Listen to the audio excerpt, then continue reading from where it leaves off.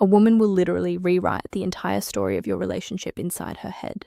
She'll rehearse the breakup speech, mourn you, and mentally move on, all because you failed to do something she desperately wanted, but refused to ask for. And the worst part? You'll have absolutely no clue it even happened until right now, because I'm about to tell you everything. Let me start with a confession. I almost didn't make this video. And not because the topic is uncomfortable. Trust me, I have zero shame. But because what I'm about to share breaks an unwritten code that women have been silently protecting for generations. Researchers at the University of Texas conducted a multi-year study on communication gaps in romantic relationships. And they found something that should genuinely alarm every man watching this. 72% of women admitted to wanting specific behaviors from their partner that they had never once verbally requested. Not because they forgot. Not because it wasn't important, but because they believed that having to ask would strip the behavior of its meaning entirely. She would rather go without the things she wants than have to explain it to you. That's not stubbornness. That's not a flaw. That's wiring. And if you don't understand that wiring, you will keep losing women who were completely in love with you, and you'll never understand why they left. Now, I titled this video Dirty for a reason, but probably not the reason you're thinking. Some of these are physically intimate, sure, but most of them are dirty in a different way. They're the thoughts she buries because society told her wanting them makes her too much. Too needy, too traditional, too intense. So she shoves them into a mental vault, locks it, swallows the key, and prays that somehow you just figure it out. Well, today is the day you figure it out. And I'll warn you, number 3 on this list is the one that breaks most relationships silently, invisibly, without a single argument. It just erodes things until one day she's gone, and you're holding your phone wondering when everything changed. So pay attention when we get there. Here we go. Number 7, interrupt her overthinking with physical certainty. Every woman has a version of this moment. She's spiraling. Maybe it's about work. Maybe it's about something her mother said. Maybe it's about a comment her friend made 3 days ago that she's been mentally dissecting with forensic precision. Her brain is running 17 tabs and none of them are loading properly. What most men do in this situation is try to fix it. They start troubleshooting. Well, have you tried talking to your boss? Maybe just don't respond to her text. And from a logical standpoint, that makes perfect sense. Problem identified, solution offered, case closed. But here's what she actually wants and what she will chew her own off before requesting. She wants you to walk over without saying a single word, take her face in both hands and kiss her forehead, or pull her against your chest and just hold there. No advice, no commentary, just your physical presence communicating something that words consistently fail to deliver. I'm here. I'm solid. You can fall apart for a second because I'm not going anywhere. Neuroscientist Dr. Tiffany Field, who founded the Touch Research Institute at the University of Miami, has published over 100 studies proving that physical touch reduces cortisol levels by up to 31% within minutes. But here's what the data doesn't capture. The snort's emotional weight of unsolicited touch from someone you trust. That's not just stress relief. That's safety made physical. Snorts. She won't ask for this because asking for comfort feels like admitting weakness. Most women have been conditioned to handle everything themselves. Requesting to be held feels like filing a formal complaint against her own independence. So, she spirals alone and quietly resents that you didn't notice. You don't need to read her mind. You need to read her shoulders. If they're tense, if she's gone quiet, if she's scrolling her phone but clearly not absorbing anything, that's your signal. Don't ask what's wrong. Just close the distance and be the interruption her nervous system is begging for. Number 6. Say her name during intimate moments, and not just those moments. There is something neurologically electric about hearing your own name spoken by someone you're attracted to. A study from the journal Brain Research found that hearing your own name activates specific regions of the left hemisphere, associated with self-representation and identity processing. Your name is the one word in any language that your brain treats as fundamentally yours. Now, apply that to intimacy, not just physical intimacy though. Yes, absolutely that. But also the quiet moments when you're cooking together and he says your name before asking you to hand him the salt. When you're walking ahead of him and he calls your name just to make you turn around so he can look at you. When he's telling a story to his friends and says, "So then Sarah turns to me." And the fact that she exists in his narrative by name. Not as my girlfriend or she, but as her. Most men default to pet names: babe, baby, hun. Those are warm and familiar, but also generic. Every woman he's ever dated was probably babe at some point. Her name, though, that's exclusively hers. And when you use it in a moment of intensity, a whispered confession, a heated argument where you stop and say her actual name, a moment of closeness where her is the only word you can manage, a moment of closeness where her is the only word you can manage, that creates a response that pet names simply cannot replicate. She'll never ask you to use her name more often because that would make it feel manufactured. The power is that it feels instinctive, like you're so consumed by her specifically that her name is the word your brain reaches for automatically. Number 5, handle another man's attention toward her with calm dominance, not reactive jealousy. This one is spicy, and I know it's going to trigger some debate, so let me be precise. She does not want you to start a fight or make a scene. That's not attractive. That's a liability. But she also doesn't want you to be completely unbothered. If another man is clearly flirting with her and you just sit there sipping your drink with zero reaction, she registers that. And what she registers is not, wow, he's so secure. What she registers is, he doesn't care enough to respond. The sweet spot is calm, measured possessiveness. You walk over, you place your hand on her lower back. You look the other guy in the eye with completely relaxed confidence that says, I see exactly what you're doing and I'm not even slightly threatened, but she's with me and we both know it. Maybe you extend a handshake. Maybe you introduce yourself. Maybe you simply redirect the conversation with a casual smile that communicates absolute ownership of the situation. Evolutionary psychologist Dr. David Buss found that women consistently rated proportional mate guarding as attractive. The key word is proportional. Too much and she feels controlled. Too little and she feels undervalued. But that middle ground where you acknowledge the situation without being destabilized by it, that is profoundly attractive on both a conscious and subconscious level. The dirty part, she might even enjoy the moment a little. Not because she wants to make you jealous, but because your response tells her everything about your confidence, your investment, and your willingness to claim her without caging her. That distinction, claiming versus caging, is where most guys get it catastrophically wrong. Number 4, take something off her plate without announcing it. This is the silent killer of female attraction, and almost nobody is talking about it. The American Psychological Association's 2023 Stress in America survey found that women reported significantly higher levels of chronic stress than men across every measured category: work, family, household management, emotional labor, logistics, scheduling. She is running an invisible project management system in her head at all times, and most of it goes completely unnoticed. She wants you to identify one thing on her mental checklist without her having to delegate it and just handle it quietly. Completely, without expecting a parade.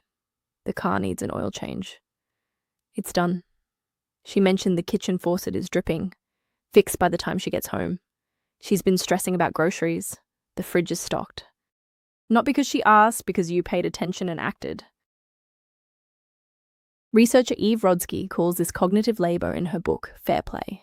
Her research shows that in most heterosexual relationships, women carry roughly 70% of this invisible workload. And the exhaustion isn't from the tasks themselves. It's from being the only person who remembers that the tasks exist.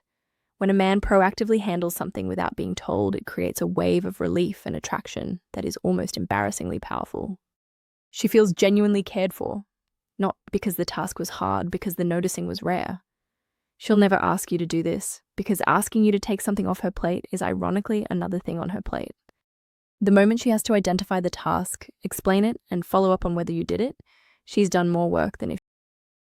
The magic is in the initiative. The magic is in her coming home and realizing something is already done, and she didn't have to think about it for even 1 second. Men who master clears throat. This become addictive because in a world where she has to manage everything, the man who manages something for her becomes the only place she can actually rest. Number 3, this is the relationship killer I warned you about. She wants you to pursue her after you already have her. That's it. That's the whole thing, and it is staggering how many men completely abandon this the moment the relationship becomes official. During the dating phase, you were incredible. You texted first.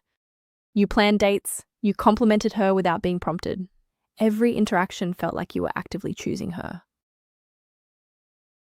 Like being with her was a privilege you didn't take for granted. Then you got comfortable, and comfort is wonderful, but somewhere between comfort and complacency, you stopped doing the things that made her fall for you. Not because you stopped caring, because you assumed the work was done. Dr. John Gottman, whose research has predicted divorce with over 90% accuracy, identifies this as the erosion of turning toward. His data shows that couples who eventually separated had a turning toward rate of only 33%, while couples who stayed together maintained a rate above 80%. She doesn't need grand romantic gestures every week. She needs evidence, consistent, undeniable evidence that you would choose her again today, that if you met her for the first time this afternoon, you'd still pursue her, that she hasn't become furniture in your life. She will never vocalize this because saying, "I need you to pursue me again," feels desperate. So instead, she goes quiet. She pulls back. She starts investing less because you invested less first. And by the time the conversation happens, if it ever does, the distance has already hardened into something much more difficult to reverse. A random Tuesday text that says, "I was just thinking about you and had to tell you," takes 4 seconds to send and can sustain weeks of emotional connection. A planned date night, not because she asked, but because you refuse to stop being the man who plans things, communicates more than 1,000 "I love yous" on autopilot. The men who keep pursuing their partners long after the chase is over are the men whose partners never stop being in love with them. The men who stop, they become roommates slowly, painlessly, and then all at once. Number 2, be verbally explicit about your desire for her, specifically her. Most men think women want to hear that they're beautiful. And they do, but your beautiful is the baseline. It's the equivalent of tipping 15% snorts expected, and it doesn't leave an impression. What she actually wants, what makes her replay your words at 2:00 a.m. in the morning, is snort specificity. Not you're beautiful, but the way you tilt your head when you're thinking about something serious makes it physically difficult for me to concentrate. Not I'm attracted to you. But I watched you walk across the room at that party, and I forgot I was mid-conversation with someone. Not you look good, but that thing you did with your hair today, I've been distracted since this morning and it's becoming a problem. The dirty element here is intensity. She wants to feel like your attraction to her is slightly unmanageable. Not in a threatening way, in a way that communicates you have disrupted my ability to function normally. And I'm not even a little bit sorry about it. That raw, almost confessional quality where you're not delivering a compliment, but admitting to a condition.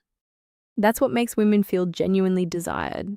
She'll never ask for this because you can't request obsession. It has to come from authentic overwhelm. And the beautiful thing is, if you actually feel it, all you have to do is stop censoring yourself. The thoughts are already there. You're just not saying them out loud. Start saying them out loud. Number 1, physically move her. I save this for last because it's the one that makes women lose their composure fastest, and it's the one men are most hesitant to do. She wants you to physically guide her, move her, reposition her with confidence and without asking first. Hand on her waist, steering her to the other side of the sidewalk so she's not walking next to traffic. Fingers lace through hers, pulling her in a different direction because you spotted something you want to show her. Palm against her lower back, guiding her through a doorway. Hand on her thigh under the table. Not groping, not performing, just present. Standing behind her, both hands on her hips, gently turning her towards something.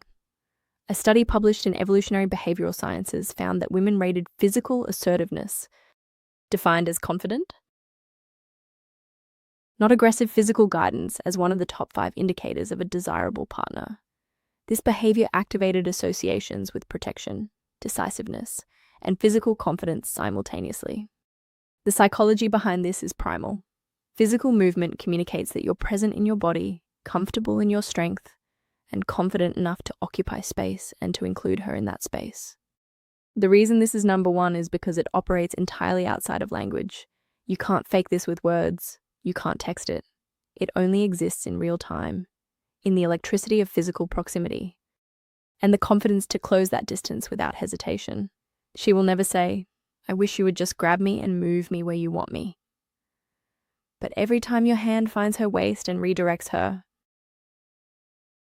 every time you pull her closer without explanation, you become the man she compares every fictional character and every passing fantasy to.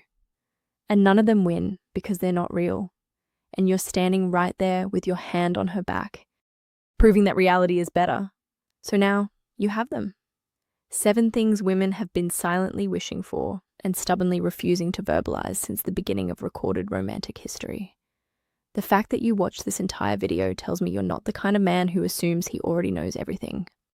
You're the kind who actually wants to understand. That quality alone puts you ahead of 90% of the men she's ever encountered. But knowledge without action is just trivia. I didn't make this video so you could store these as interesting facts. I made it so you could use them tonight, tomorrow, in the next quiet moment where you choose between playing it safe and doing something that actually makes her feel something. Choose the second option every time. Now, here's something that ties everything together in a way that might genuinely change your next interaction with her. While you've been sitting here learning what she secretly wants, there's an entirely separate reality playing out on her end that you're probably blind to. She's been watching YouTube. She's been evaluating, calculating, and in many cases, she's already made her decision about you. The verdict is in and she's not sharing it. The video appearing on your screen right now is called 4 Clear Signs. She's already chosen you but isn't telling you. And if you don't watch it next, everything you just learned becomes only half the equation. Knowing what she wants is powerful, but recognizing when she's already decided you're the one, that's the difference between a man who's trying and a man who's already won without realizing it. It's right there. Go watch it now. I'll see you on the other.